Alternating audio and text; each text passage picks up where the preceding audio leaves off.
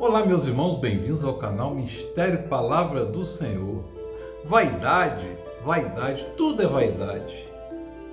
Essa é uma das frases mais repetidas no livro de Eclesiastes, que é um livro sapiensal, que nós vamos começar agora estudando. Já vimos Jó, Salmos, Provérbios e agora Eclesiastes. O livro de Eclesiastes ele é um livro que ele é uma compilação de vários ditados da época, né? Inclusive alguns dizem que é de Salomão também, né? O livro ele mostra que a vida que não é centralizada em Deus é vazia. E baseado nisso, a gente vai ver que vocês vão perceber que o livro ele é dirigido não a uma pessoa, não a mim, mas a uma comunidade, a uma assembleia. Começando pelo o termo traduzido em hebraico mestre é Kohelet, que deriva de ou se relaciona com um vocábulo também hebraico, quer dizer assembleia. E Eclesiastes de eclesia em grego, que é assembleia ou igreja, alguns traduzem por igreja, né? E as perguntas que a gente vai se fazer ao ler esse livro. Primeira pergunta, o que você precisa mais? Segunda pergunta, o que você detém, o que te satisfaz? E a terceira pergunta, o que é a vida? Vocês vão ver que é um livro vai mostrar a você, na maior parte das vezes, como não fazer. E vocês vão ver que é um livro de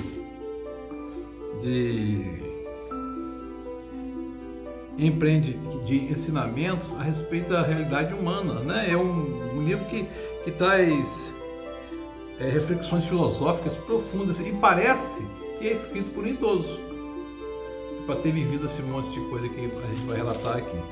E a gente vai ver hoje do capítulo 1 ao capítulo 5 do livro da Assembleia, né? Ou livro de Eclesiastes. Vocês vão perceber que ele fala para a comunidade e vão perceber frustração. E o livro vai mostrar muito mais o que não fazer do que o que fazer. E o que é tudo vaidade. Começa assim.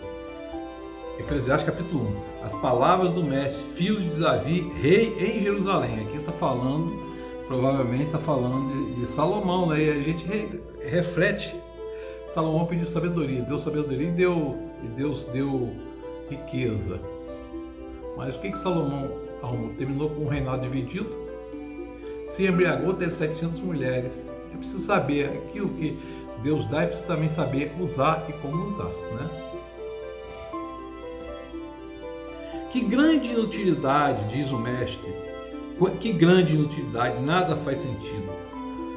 O que o homem ganha com todo o seu trabalho, em que tantos esforços bate o sol, gerações vêm, gerações vão, mas a terra permanece para sempre. O sol se levanta e põe e depressa volta, o lugar de onde se levanta. Está refletindo aqui que a inutilidade do esforço do homem.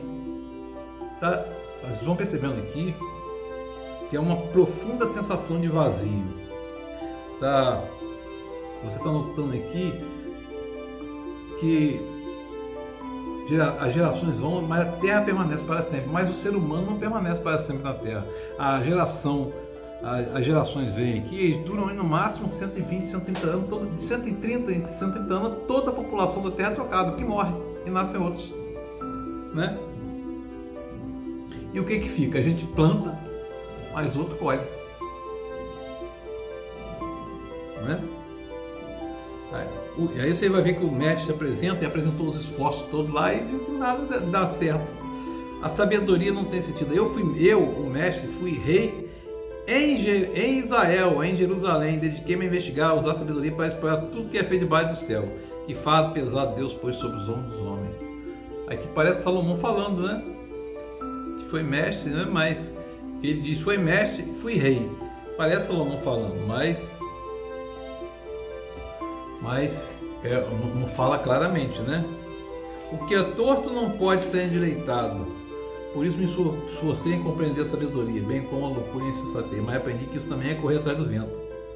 Pois quanto maior a sabedoria, maior o sofrimento, quanto maior o conhecimento, maior o desgosto.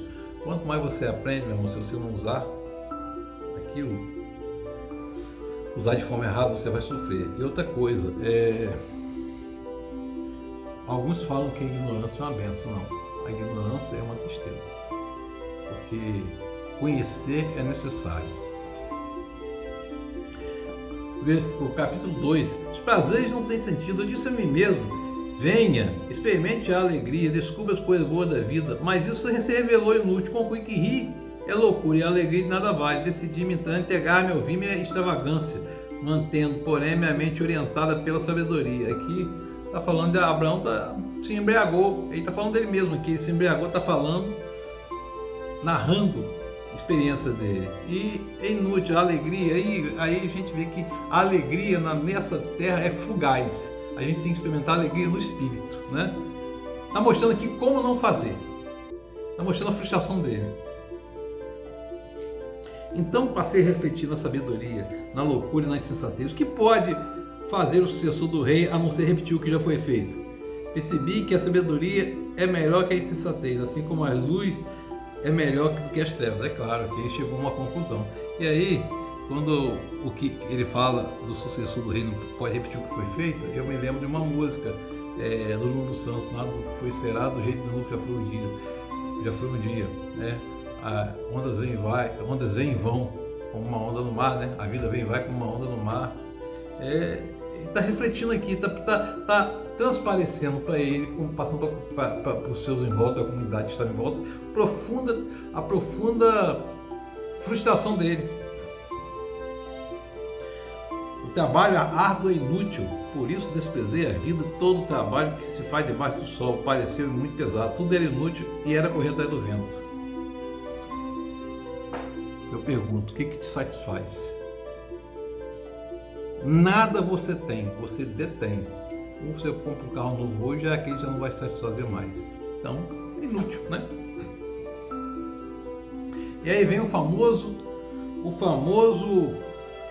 capítulo 3 de Eclesiastes. Há um tempo para tudo, para a ocasião certa, para cada propósito baixo do céu. Nascer, morrer, plantar, arrancar o que se plantou, matar, curar, derrubar, construir. Que ganha o trabalhador com todo o seu esforço? Tenho visto o fato de Deus impôs ao homem, e ele que está sempre reclamando de Deus. Está sempre reclamando. Você vê que ele coloca Deus sempre como culpado da história, colocando um fardo. Por quê? Porque ele está insatisfeito. Deus não é nosso patrão, não é nosso empregado, não é nosso mordomo. Deus é Deus. É o detentor de toda a vida. Deus prova os homens para que vejam que são como animais. O destino do homem é o mesmo do animal. O mesmo destino nos aguarda. Assim como morre um, morre outro. Olha só, meu irmão. Que nível de profunda depressão está esse narrador aqui, esse escritor. Está mostrando como justamente a gente não pensar. A verdade é essa. Se você for olhar esse livro de uma forma mais pouco teológica, pouco aguçada, você mergulha numa depressão. Isso é o que eu estou fazendo aqui, né? A injustiça absurda da vida. De novo olhei e vi toda a opressão que ocorre debaixo do sol. Vi a lágrima dos oprimidos e não há quem os console. O poder está do lado dos seus opressores. Não há quem os console. Por isso considerei os mortos mais felizes que os vivos, pois esses ainda têm que viver. Ou seja, ele está amaldiçoando a própria vida, né? E eu pergunto, o que é a vida? A futilidade do poder. Melhor um jovem pobre sábio do que um rei idoso e tolo, que já não aceita repreensão. Está falando de Salomão aqui. Um rei que, apesar de tudo, eu me atrevo a dizer isso, foi tolo. Foi tolo. E o temor devido a Deus, no capítulo 5. Quando você for ao santuário de Deus, seja reverente. Quem se aproxima para ouvir é melhor do que todos que oferecem sacrifício, saber que estão agindo mal. Não seja precipitado de lábio, nem apressado de coração para fazer promessas diante de Deus. As riquezas não dão sentido à vida. Se você vir um pobre oprimido numa província e vir que eles são negados os direitos de justiça, não fique surpreso, pois todo oficial está subordinado a alguém que ocupa posição superior, ou seja, está cumprindo ordem, né? Quem ama o dinheiro, isso aqui é uma verdade, quem ama o dinheiro jamais terá o suficiente. Quem ama as riquezas jamais ficará satisfeito com os seus rendimentos. Isso já não faz sentido. Quando aumentam os bens, também aumentam os que consomem. E que o benefício que trazem os bens é quem os possui, se não dá um pouco de alegria aos seus olhos. O sono do trabalhador é ameno, que quer coma pouco, quer coma muito, mas a fartura de um homem rico não lhe dá tranquilidade para dormir. Isso aqui, meu irmão, está falando, esse primeiro 5 capítulos está falando das coisas que são coisas, está falando de coisas, não está falando, ele está falando das coisas, onde ele colocou a esperança, onde você coloca a sua esperança? Nas coisas? Não, meu irmão, minha irmã. Tenham alegria no Espírito e busquem-na, porque esse é um fruto do Espírito Santo. Busquem, né? E porque no final, o que é a vida?